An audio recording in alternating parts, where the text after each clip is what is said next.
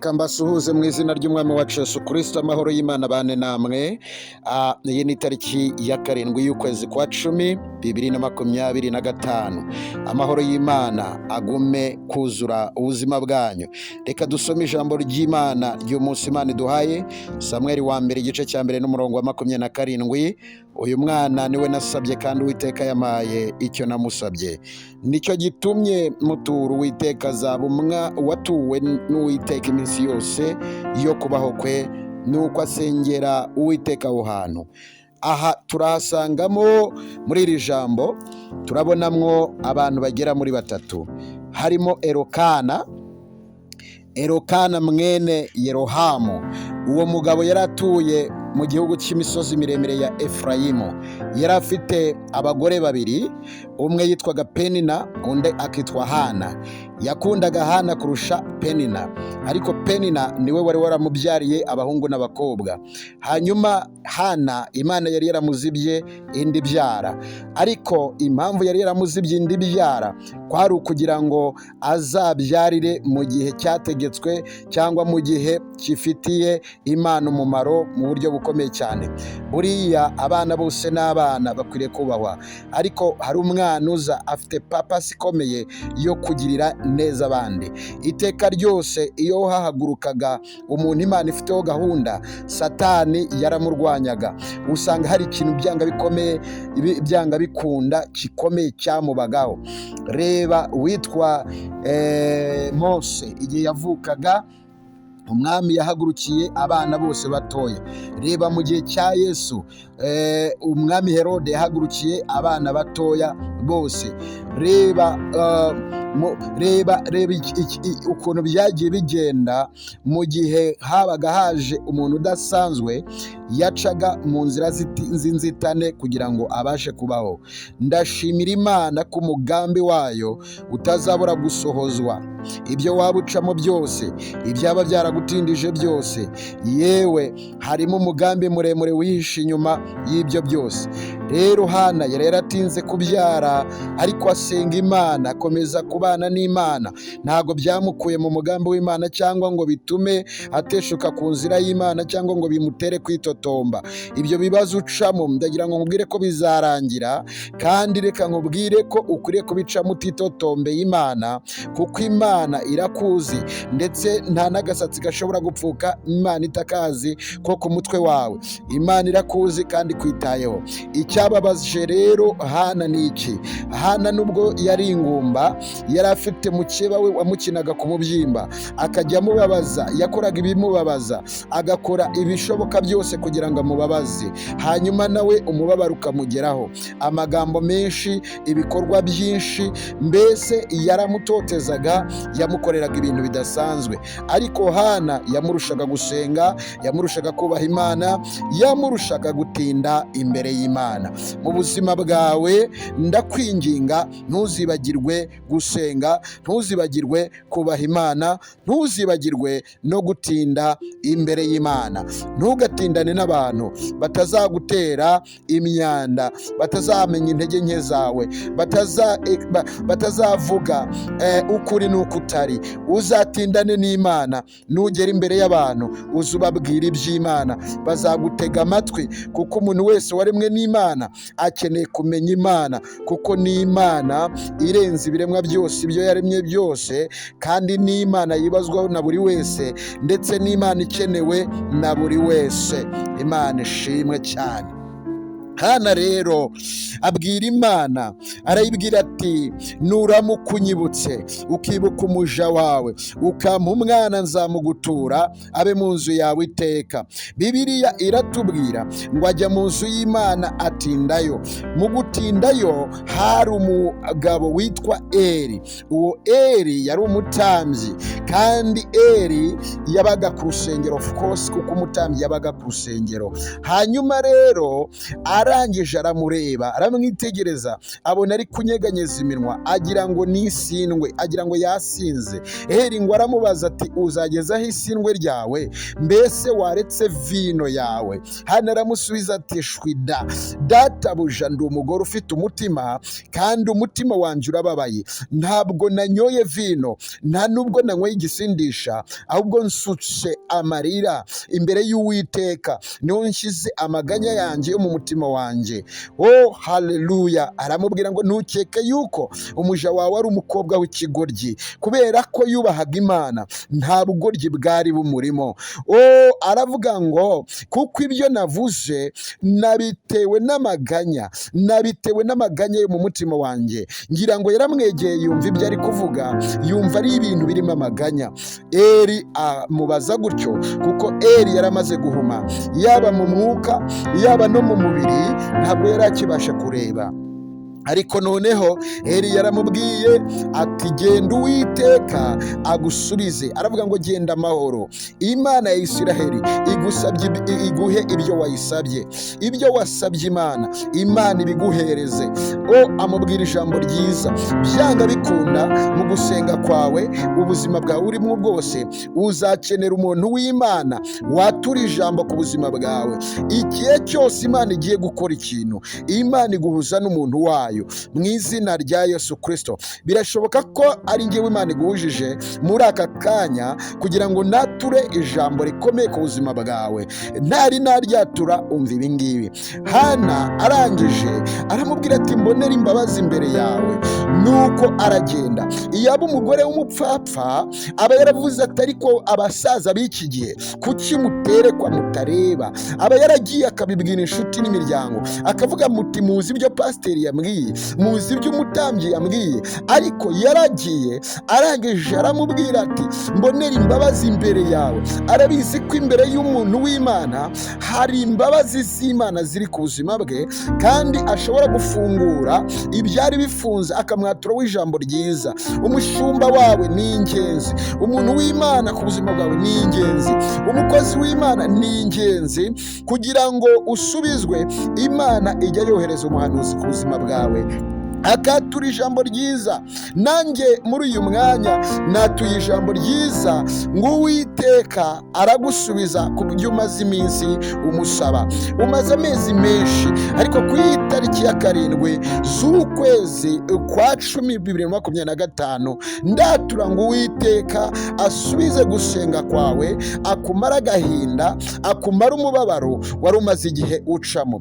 Ntabwo ari wowe wa nyuma, nta nubwo ari wowe uheruka abandi mu bantu bahuye n'agahinda. Hana yagize umubabaro, kandi agira umubabaro asenga Imana, agira umubabaro yubaha Imana, agira umubabaro akundwa n'umugabo we.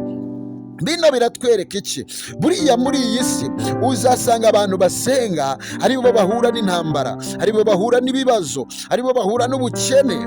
Ugasanga abantu badasenga bagubwa neza mu buryo bugaragarira inyuma. Ariko Bibiliya iravuga ngo Dawidi yaravuze ngo Uwiteka warabateye, urabameza, urabakuza, ngo ari kuba kure y'imitima yabo.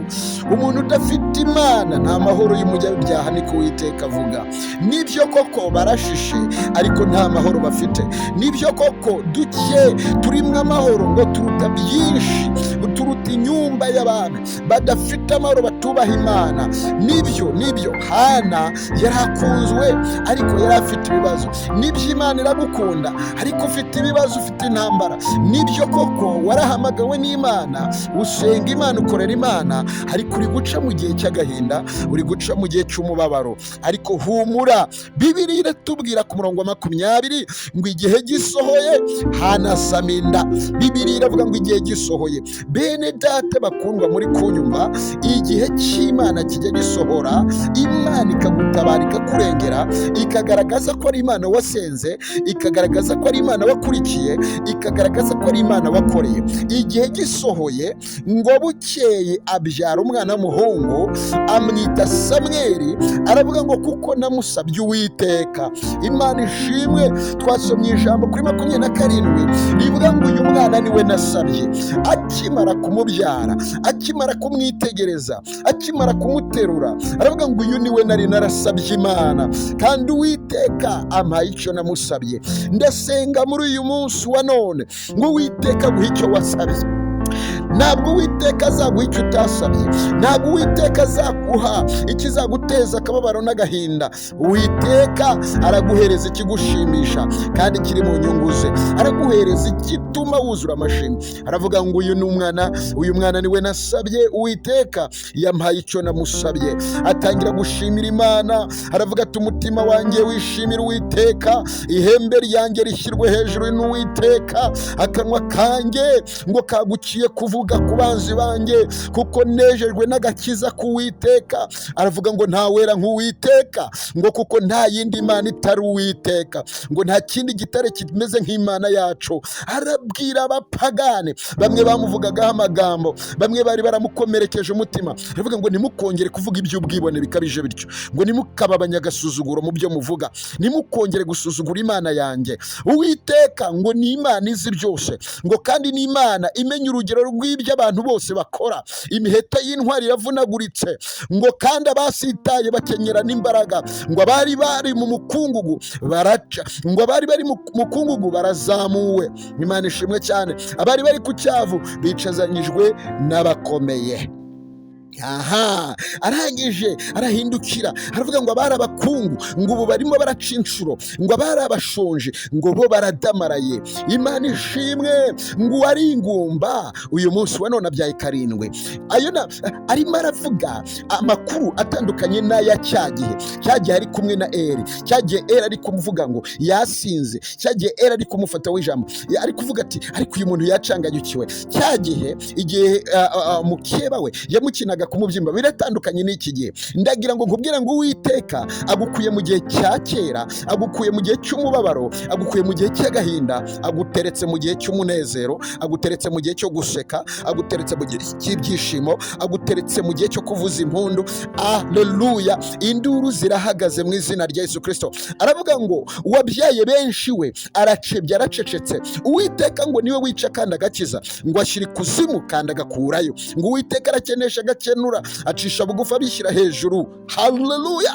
ngo kandi akura abakene mu mukungugu akabazamura hejuru, abatinda akabakura ku cyavu kugira ngo bicarane n'ibikomangoma, baragwa intebe z'icyubahiro. Imana ishimwe cyane. Ndagira ngo nkubwire ngo bigiye guhinduka kuri iyi tariki. Ntabwo nzi ibyo wari uri gucamo, ntabwo nzi agahinda wari uri gucamo, sinzi imibabaro wari uri gucamo, ariko birahinduka. Imana ishimwe cyane ko iyo Imana ihageze ibintu bihinduka, iyo Umwami Yesu ahageze ibintu birahinduka. Imana ishimwe. Ibi biranyibutsa umugabo umwe wari umaze iminsi myinshi, amaze imyaka myinshi ku kidendezi, imyaka 38, ari mu mibabaro, ariko ahura na Yesu igitondo kimwe cyangwa umugoroba umwe. Ngo Yesu arahanyura, amenya ko uyu muntu yari amaze igihe kirekire arwaye kandi ababaye.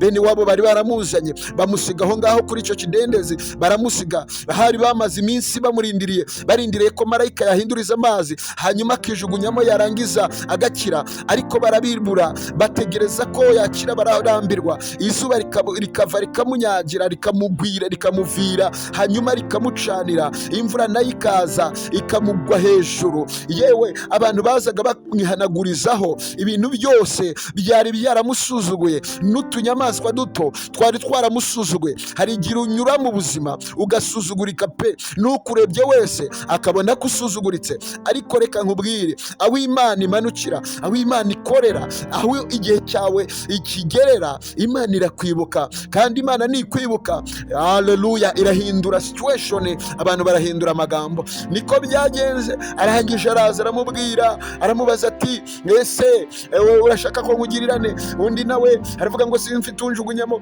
Yari yaracanganyukiwe, yavuze amagambo menshi. Yesu aramubwira ati oya, icyanzanye. Haleluya. Bibiliya iravuga ngo icyo umwana w'Imana yerekaniwe ni ukumaraho imirimo yose ya Satani.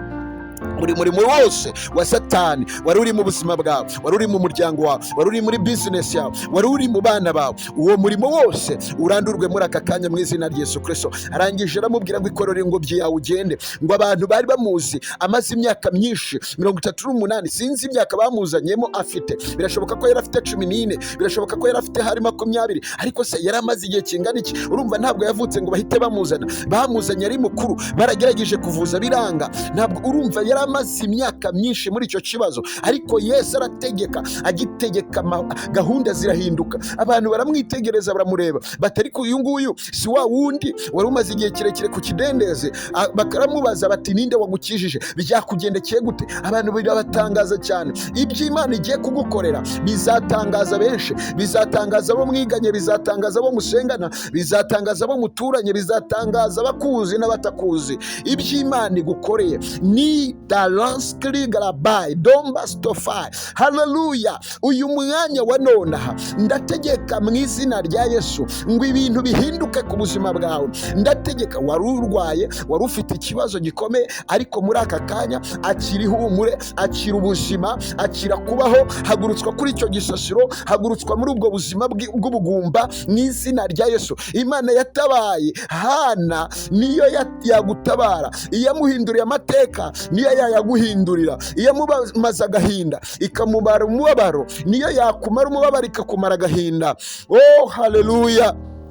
Amaganya menshi yarafite n'umubabaro wo mu mutima byararangiye, birarangira. Ngo Eri akimara kumwatura w'ijambo aragenda aryamana n'umugabo we Elukana ngo amutwike inda. Arangije abyara umwana amwita Samweli. Aravuga ngo uyu niwe nari narasabye Uwiteka.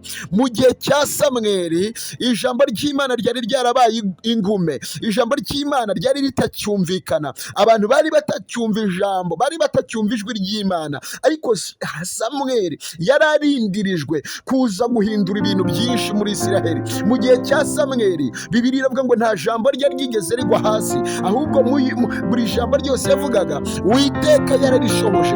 Kubera iki? Yatuwe Uwiteka. Hana yahize umuhigo ukomeye cyane. Buriya hari ibintu bisabwa ngo umenye icyo Imana ishaka. Muri uko kubura urubyaro ni icyo Imana ishaka, muri uko kubura akazi ni icyo Imana ishaka, muri uko kubura ikintu runaka ni icyo Imana ishaka. Icyo Imana ishaka ni uko ibyo ushaka bibamo inyungu z'Imana, ni uko ibyo ukwiriye kumenya icyo Imana ishaka. Icyo Imana ishaka ku buzima bwawe ni uko ibyo utunze nawe ubwawe bihesha Imana icyubahiro. Imana yari ikeneye umuntu wagira iyerekwa, wagira ihishurirwa, akahereza Imana umwana. Noneho aramutura Uwiteka. None Imana iranezerwa, iravuga iti dore akimara guhiga umuhigo Imana yawusamiye hejuru, iravuga ati ibi ngibi nibyo byari bikenewe. Nusenga ndagusabira ngo usenge nk'uko Imana ishaka, ndagusaba ngo usenge nk'uko Imana ibyifuza. Ubwire Umwuka Wera agufashe wishurirwa icyo Imana igushakaho mu izina rikomeye rya Yesu Kristo. Sinzi icyagutindije mu butayu, sinzi icyagutindije mu kibazo, ariko Uwiteka aje kukugirira neza kandi aje kukwibuka ngo nawe agahinda karangire, nurangiza uririmba indirimbo y'insinzi mu izina rya Yesu Kristo. Arangije ngo umugabo we aramubwira ati tujye ku rusengero tujye gusenga. Undi arangije aramubwira ati ntabwo nshobora kugenda, ngo reka umwana acuke mujyanire Uwiteka. Ntabwo nahinduka imbere y'Uwiteka ntamujyanye. Aravuga ati ntabwo nagenda gusenga najyanye umwana wanjye. Nasabye Uwiteka, amutura Uwiteka n'umutima unezerewe. Akimara kumujyanayo amumurika imbere y'abatambyi, amumurika imbere y'abantu, aravuga ati Uwiteka yamaye ibyo namusabye. Dore uyu mwana ndumuturiye Uwiteka, abe mu nzu y'Uwiteka ibihe byose. Nuko akimara kugeramo Imana ishimwe, Imana iranezererwa, Imana irishima. Erega buriya ntabwo Uwiteka anezerewe n'umubabaro wawe, ahubwo yanezezwa nuko utinda imbere y'Imana ukamenya ubushake bwayo, warangiza ugasenga nk'uko Imana ibishaka. Isengesho ryawe agasubizwa. Imana ishimwe, haleluya. Akimara kugerayo yabereye Abisiraheli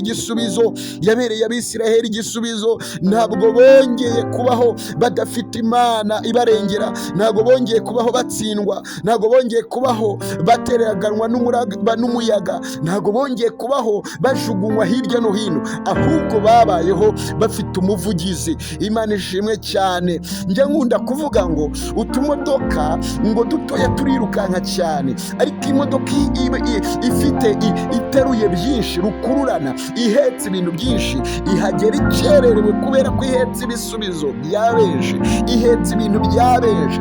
Hana yatinze kubyara kuko yagombaga kubyara, yagombaga gucungura benshi, yagombaga kugirira umumaro benshi. Impamvu watinze nawe ukabona ubuzima bwawe urarwanyijwe, umuhamagaro wawe urarwanyijwe, uragerageje biranga, ukubise hirya biranga, kandi abandi bakaza ejo bagahita basubizwa, bigahita bicamo. Nuko uhetse ibintu biremereye, uhetse ibintu bikomeje. Ubundi umukozi w'Imana yaranyegereye arambwira ati dore ibintu mpuye nabyo, ndangije ndamubwira ngo nukubera uhetse amasezerano akomeye, uhetse ibiremereye. Yarambwiye ibintu Imana yavuganye nawe n'ibyo Imana imaze kumukoresha.